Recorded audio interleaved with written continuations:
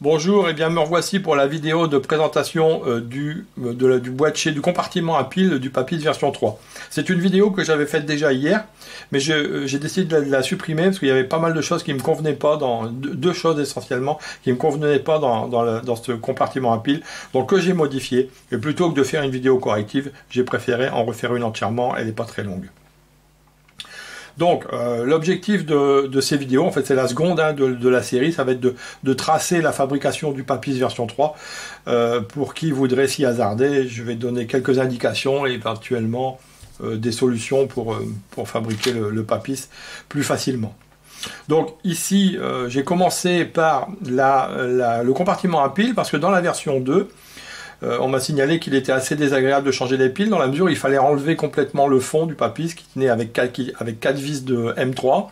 Donc il faut un tournevis assez fin, les vis étaient assez difficiles à enlever, bref, changer les piles c'était un peu fastidieux. Donc on m'a suggéré de prévoir un compartiment à piles. Donc c'est l'objet de cette vidéo.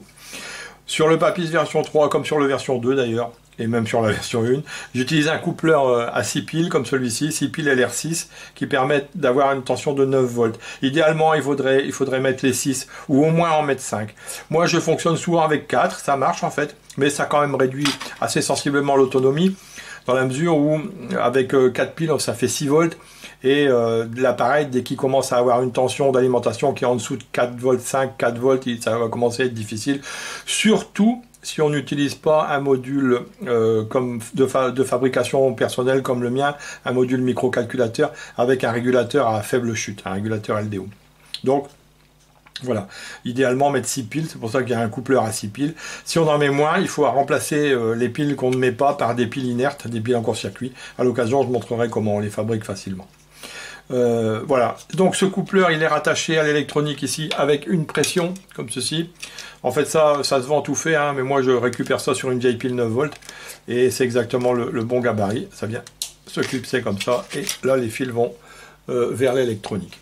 Donc voilà, c'est ce boîtier qu'il fallait mettre à l'intérieur du Papis avec une trappe d'accès. Donc fidèle à mon habitude, je vais faire le coffret du Papis en bois, j'aime bien, ça fait 50 ans que je fais des coffrets en bois pour mes montages électroniques. Et il aura donc un fond et une face avant, ici en contreplaqué de 5 mm. J'en ai pris une chute ici, c'est juste pour développer la trappe, dans laquelle j'ai découpé ici un passage pour laisser passer ici, assez grand pour laisser passer le coupleur de pile. Il est assez grand pour passer le coupleur avec sa pression et ses fils. Et donc, j'ai prévu une trappe pour fermer ce compartiment à piles. Donc voilà, tout ça c'est fait à l'imprimante 3D. On remarquera d'ailleurs le joli bleu que j'ai choisi, enfin j'ai pas choisi justement, que mon petit-fils Léon a choisi pour nous. C'est un bleu qui ressemble beaucoup au bleu Milac, donc il est assez joli. J'ai déjà refait au passage, j'ai refait le capot du capteur optique dans ce même bleu. Donc voilà, tout l'accastillage du nouveau Papis, du Papis V3 sera bleu comme ceci. Et donc voilà une trappe que j'ai faite, elle est un peu plus grande que le trou bien sûr. Ici il y a un rebord qui vient s'ajuster presque tout juste pour que ça se place facilement. Deux ergots ici qui sont faits ici, qui ont un angle de 30 degrés et qui font que 4 mm à la base, c'est pouvoir s'adapter à une éventuelle distorsion de l'épaisseur du bois.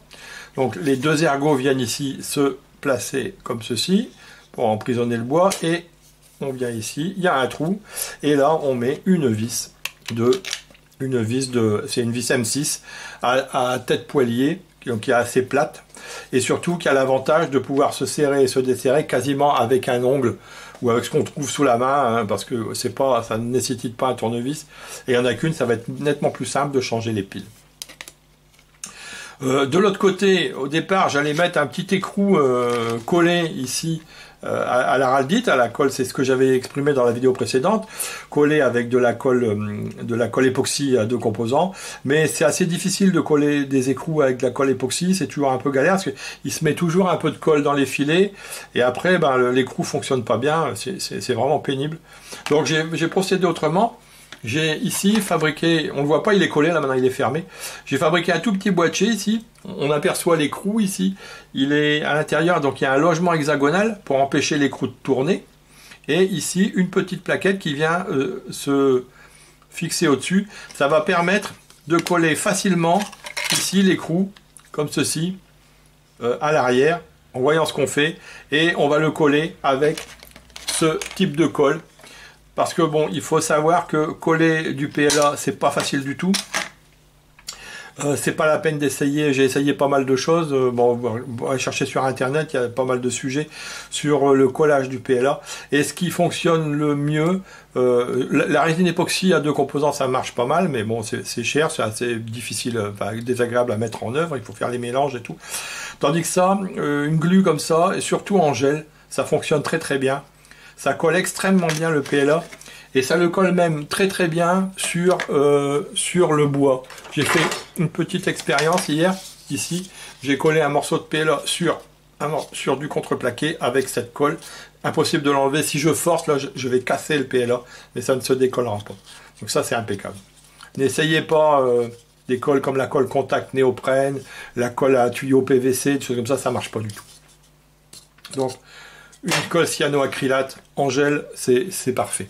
Donc ici, le petit couvercle ici a été refermé.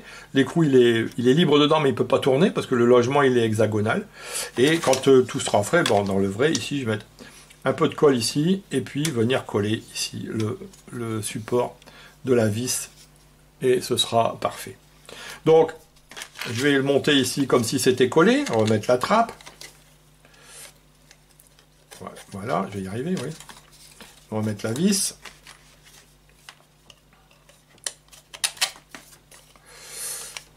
Donc normalement ça ne se vissera pas comme ça, elle va être fixe. Comme ceci, voilà.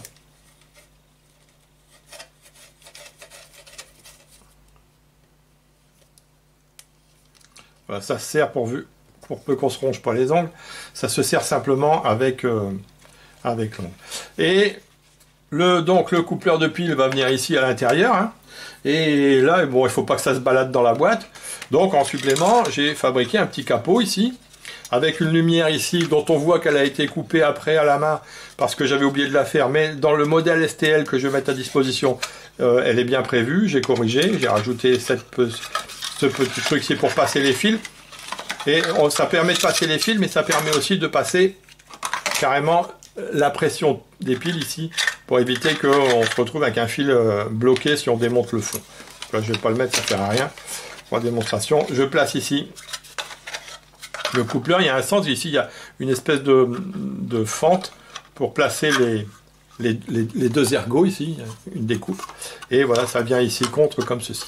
Et donc ce petit capot ici qui va retenir les piles à l'intérieur du boîtier pour pas qu'il se balade, il faut le coller. Alors dans la première version, j'avais prévu de mettre ici un congé autour, un petit ici de chaque côté, un congé de colle araldite, de colle époxy, mais encore une fois là, je suis pas sûr que ça va bien tenir. La colle époxy, j'aime pas trop l'utiliser quand c'est pas indispensable, et donc j'ai fabriqué ici 2 petites équerres comme ceci, et qui viendront se coller comme ça simplement avec un peu de colle cyanoacrylate de chaque côté. Il y a une équerre de chaque côté comme ceci, et tout ça, ça ne bougera plus. Une fois que ça sera collé, on aura un joli compartiment à piles. Tout à fait fonctionnel, pratique à ouvrir et qui va ici garder pour mettre les piles. Voilà. Ça suffit avec ce compartiment à piles. Il a juste un petit inconvénient, c'est que forcément ici le plastique ici fait environ un peu plus d'1 mm d'épaisseur, la tête de vis doit faire 2 mm, un peu plus de 2 mm d'épaisseur, tout ça fait environ 3 mm et demi. Donc si on pose le papis comme ça sur le fond ici, ça va être un peu bancal, ça va appuyer sur la tête de vis. Bon, moi en général je mets des pieds, mais cette fois c'est des pieds comme ceci, souvent que je colle simplement sur le fond de mes boîtiers. Mais là je suis allé un peu plus loin, j'ai imprimé 4 petits supports comme ceci, qui sont un peu plus épais, qui sont creux à l'intérieur pour bien retenir les petits pieds. J'en ai collé un ici en feutre, j'en ai collé un à l'intérieur pour bien retenir le feutre, pour pas qu'il glisse, qu'il se décolle. Et ça sera pareil, ça sera collé sur le fond du boîtier aux 4 endroits, comme ça va surélever légèrement le fond du papis et il n'y aura plus de souci de porte-à-faux d'appui sur la tête de vis. Voilà, et ça c'est pareil, hein, ça va coller avec la colle cyanoacrylate, il n'y a pas de souci, ça va être parfait. On remarque au passage que ici j'ai fait ça avec un nouveau PLA bleu que je viens de recevoir, qui a été choisi par mon petit-fils Léon. Ça tombe bien finalement, c'est pas mal, c'est un bleu Milac à peu près. Et d'ailleurs j'ai réimprimé ici le capot du capteur optique. J'en avais fait un orange sur la maquette. Sur la maquette, il est toujours, mais sur la partie finale, je mettrai celui-ci qui est bleu. Et d'ailleurs, tout l'accastillage, toutes les plaquettes, etc., tout ça, tout sera bleu. Le ton du Papis V3 sera bleu. Voilà. J'en ai terminé avec cette vidéo. Je vais enchaîner probablement, je le disais, avec l'ampli BF. J'ai eu des petits soucis. Je vais utiliser un haut-parleur que je ne retrouve plus, mais que j'ai préparé hier. Voilà, je vais utiliser un haut-parleur comme celui-ci, c'est un haut-parleur de téléviseur que j'ai récupéré dans un téléviseur Sony. Le son n'est pas extraordinaire, mais j'ai rien d'autre sous la main, et franchement, la dernière fois, j'avais acheté un haut-parleur Visaton assez cher, et j'ai pas eu des résultats bien supérieurs, donc je pense qu'on va s'en contenter. Je vais essayer de faire des petits réglages de l'ampli, pour voir si je peux obtenir un son. En fait, il y a un problème de son un peu sourd, un peu étouffé. Donc bon, moi j'entends plus très bien, donc je me rends pas bien compte non plus. Mais disons que c'est pour ça que je vais enchaîner avec l'ampli BF, parce que c'est quelque chose qui me posait un petit souci aussi dans la version 2.